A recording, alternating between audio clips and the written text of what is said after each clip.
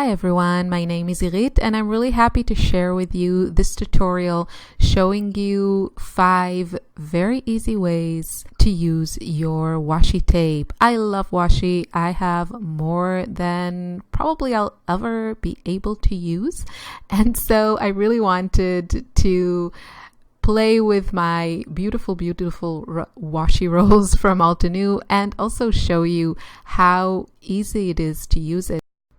The first technique I'm going to show you is to simply use them as your background. Think of it as pattern paper that already has adhesive on it and is really thin. So especially with certain designs like this one where there's a lot of white, it just looks like it's part of the paper, like the original paper that you stick it on. Now, of course, with the larger washis, you want to be careful that you don't get too many wrinkles, although usually you can really straighten those out, but it's better to just put it on smoothly as possible right from the get-go.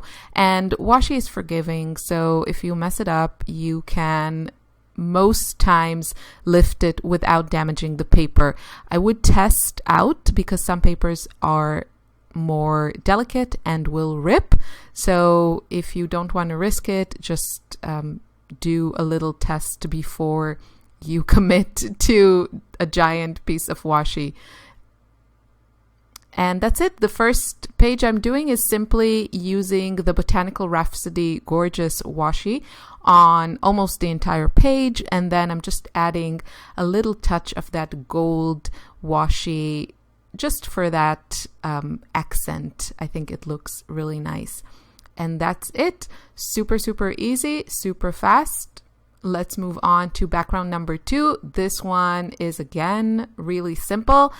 I'm just going to use the dotted washi here as the base for my background, and because I'm using a traveler's notebook, I can wrap it around my page and then also use that extra strip of it on the next page. If you're doing this on a scrapbook layout, then you can still tuck it, but chances are, unless you're using both sides of your pattern papers, that this side won't show. So make your own calculations. Personally, I love also the messy look, so I don't mind these uneven edges.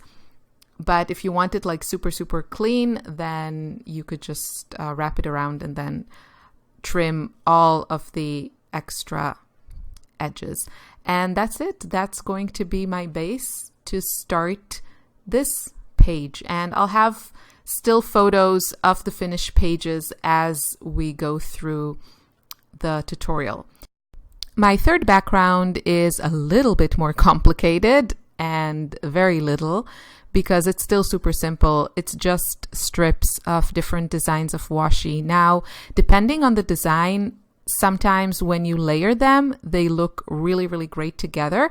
It's usually when your color schemes and patterns are different. Something like a busy floral over another busy floral might not work so well, but in my case, these rainbow stripes over the dotted simple black and white washi looks really great. You can still see both patterns, and that's it for our first technique of using washis as backgrounds. The second thing we're going to do with these is to use them, I guess, more in a traditional sticky tape kind of way, and that is to create some tippins. So tippins is basically any element that you add to your notebook or journal, whatever you're working in, and it's usually just attached. That element is attached on one side and you can flip it, which gives you, first of all, an interactive element, which personally I love. I love having those tactile journals that you can discover things and flip through them, and they're like hidden gems. So it is a very nice interactive element, but it also allows you to add more elements, more photos, more journaling, maybe hidden journaling if that's what you prefer. If you don't like how your handwriting looks, which is believe me, you're the only one who cares. But if you don't like it when it shows, then you can add your journaling behind a photo, for example, in the way that I'm showing you here. Now, in this case here, the first example, I'm just going to add the second photo on the other side. So I'm just going to add the photo here, glue it down. You could glue it to your background, or you could glue it to your photo. Just make sure you have the orientation right, and so that, you know, you can see the photo properly when you lift that tip-in and that it's not turned. I hope that makes sense. So this is a really great way of using washi because it's already sticky and you have those pretty patterns. I really, really enjoy using them like this. Probably for these purposes, the kind of smaller widths of washi works better. And then for the backgrounds, it's really easy when you have the large washis, but also if you don't have large washis, you can just do strips. You can cover a whole background or a section of your background with strips of a thinner washi. So you definitely don't need the big ones, but they do make things very fast and easy. So for my second tip-in, which is, I guess, a little bit more intricate, and I'm using that word very, very loosely, I'm going to adhere a photo and then also a little bit of journaling. And I just love the way that it turned out. It's so simple and it's really fun. Now you could do these tip-ins also on a scrapbook page, but if you keep your layouts in page protectors, then you might have to, you know, either pull the page out to be able to actually flip your tip-ins, or you could strategically cut an area of your page protector out, or just create maybe a slit and then slip the tip-in through that. So there are ways to also use these kind of interactive elements on scrapbook layouts and page protectors.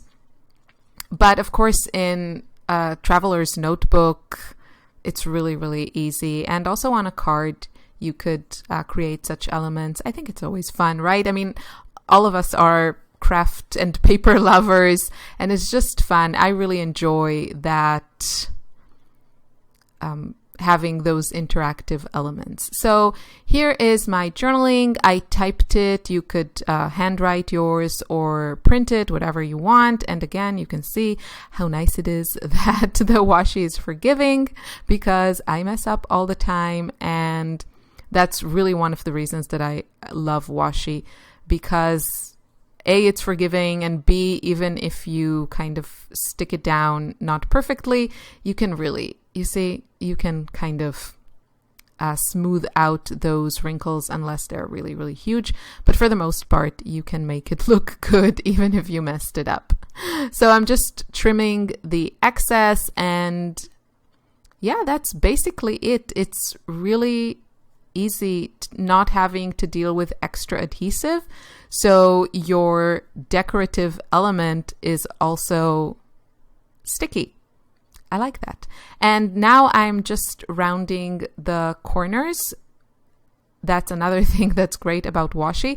It works really well with punches, and we'll see that again soon. So my washi was a little bit smaller than my photo. Not a problem. I just grabbed another one, and I'm going to cover the remaining white areas. And here is my finished tip-in there. And yes, I added also a tab, which I just love. I love tabs. Moving on to technique number 3. This is probably one of my favorite ones, and I think this one works particularly well with the gorgeous floral washis from Altenew. Basically what we're going to do, we're going to stick down the washis on your paper of choice. You have a lot of flexibility here, and you can really choose whichever paper you prefer to fussy cut. Personally, I like something that is thin because I'm not a huge fan of fussy cutting, and having thin paper just makes cutting so much easier. And another thing is that most washis are somewhat transparent. So you could also decide to go with a white or a cream or even darker papers. Just, test it out and see what works for you. So that's basically it. We stick down a washi piece and then we fussy cut it, and voila, we have these beautiful watercolored floral embellishments. If you know me, you know I love florals, and especially this style, kind of the loose watercolor ones. So these are always the papers that I hoard. These are always the first die cuts in an ephemera pack that I use up, and having a giant roll of washi filled with these flowers is perfect for me because I'm pretty sure I will have enough of these flowers to last me many, many projects. So once it's all fussy cut, you can start decorating your page, and this couldn't be simpler. I mean, just look how beautiful that looks with minimum effort. We have on the side there a strip of that dotted washi just to add a bit more pattern. I do love a polka dot. And then the rest are just these fussy cut flowers. I also fussy cut some of the black and white flowers from the Botanical Rhapsody washi. That also looks great. You can see those in the still shots. But these are just gorgeous. This washi is fantastic. Again, for all the products, check the blog post.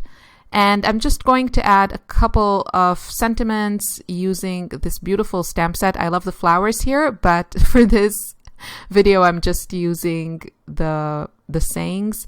And and I'm going to add my journaling, and then actually there are going to be more tippins on this page, but I already showed you how to do that, so we don't need to go over that again. But again, I'm going to use the tippins, there you can see them, to cover my journaling and give me an opportunity to add more photos. And here is that beautiful flower from the Botanical Rhapsody washi, also fussy cut. Okay, so going back to what I said, you can totally use punches and create also your own tabs with the washi tape. You want to adhere it first to some paper. Thin is better. It makes it easier on the punch, but the washi goes through it like butter. I had absolutely no issues. Make sure your punches are kind of sharpened. I've never tried, but I heard you can punch some aluminum foil, and that is supposed to kind of sharpen them. I didn't have any issues.